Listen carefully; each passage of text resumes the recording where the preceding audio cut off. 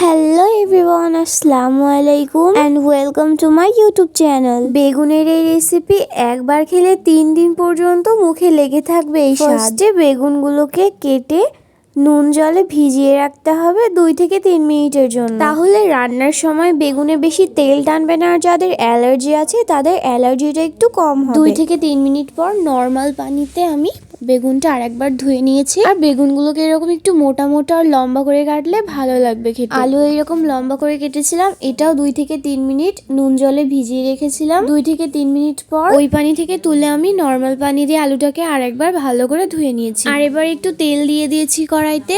এই রান্নাটা করতে গিয়ে বেশি তেল লাগবে না। তেলটা একটু গরম হয়ে গেলেই কেটে রাখা আলুগুলো তেলের মধ্যে দিয়ে দেবো।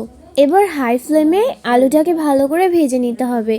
এই পর্যায়ে একটু নুন দিয়ে দিয়েছি। আলুটা ভাজতে ভাজতেই আলুটা পুরোটা সিদ্ধ হয়ে যাবে। এবার এরকম লাল লাল করে ভাজা হয়ে গেলে তুলে নিচ্ছি। তারপর ওই একই তেলে আমি দিয়ে দিচ্ছি কেটে রাখা বেগুনগুলো। বেগুনটাও আমি হাই ফ্লেমে ভেজে নেব। বেগুনে নুন দেওয়া লাগবে না, যেহেতু নুন পানিতে ভিজিয়ে রেখেছিলাম। এবার আমি একটু হলুদ দিয়ে দেব, 1 চামচ মতো হলুদ দিয়ে দিয়েছি। হলুদটা দিয়ে ভালো করে ভেজে নেব।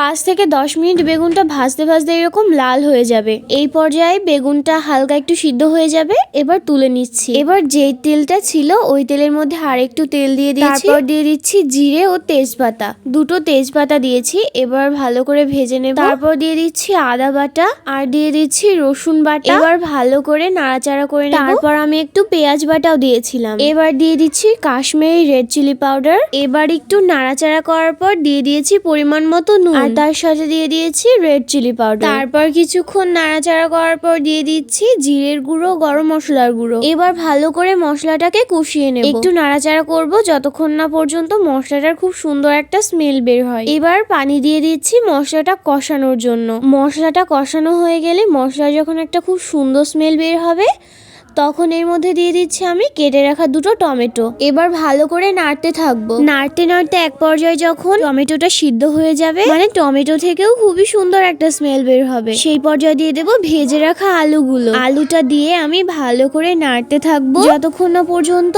সমস্ত মশলাটা আলুর গায়ে না লেগে যায়। এখন কিন্তু আলুটা আরো ভালো সিদ্ধ হয়ে গিয়েছে।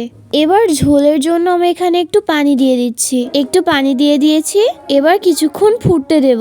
ভালো করে নাড়াচাড়া করার পর তরকারিটা যখন ফুটে উঠবে সেই পর্যায়ে ভেজে রাখা বেগুনগুলো দিয়ে দেব।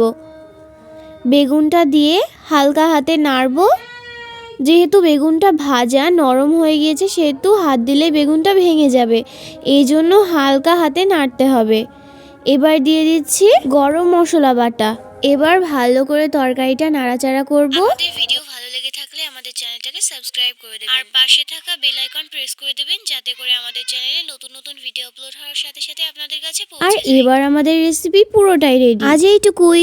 আল্লাহ হাফেজ।